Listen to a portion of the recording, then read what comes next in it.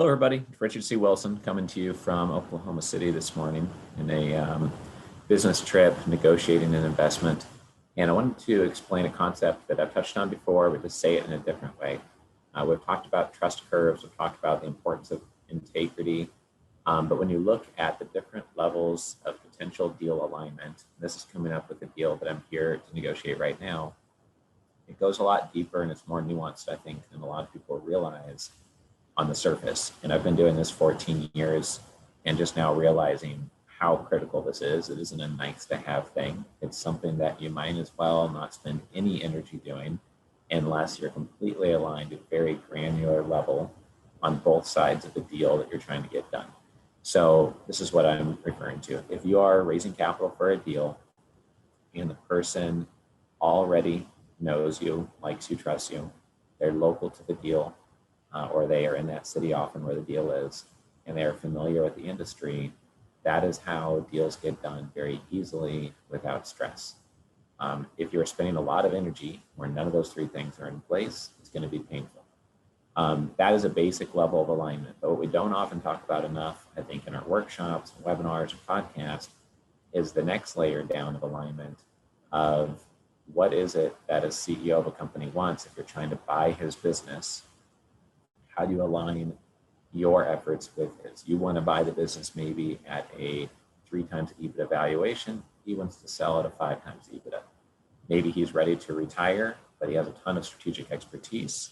Maybe you would like him to stay on for 2 years, but he doesn't want a job reporting to somebody else. Figuring out the structure of the deal that maybe gets him a second bite of the apple and allows him to keep perhaps 15 to 20% equity or 10% equity or a royalty on revenues over time could be something that really helps the deal get done. In addition to that, looking at when you're raising capital, if you have a number of different investors you could go to, or you could structure the deal in a number of different ways, which is almost always an option, how can you make it so that when they hear the deal, they lean forward and say, oh, that is something that I've been looking for, or that's a different structure than I'm used to seeing, and that's going to perform differently in my portfolio because of that. We've closed a deal recently that turned a normal cross your fingers equity deal that was pretty conservative. It wasn't likely to lose investors' money, but turned it into a monthly cash flow income investment and less of a long-term illiquidity type investment. So it depends on your investors. Some want to be involved actively. Some for sure do not. Some value income. Others value higher returns. Some value liquidity. Others are going to value having a larger equity stake or just an equity warrant. Some will value tax efficiency. Others are using self-directed IRA funds, and they don't value that as much.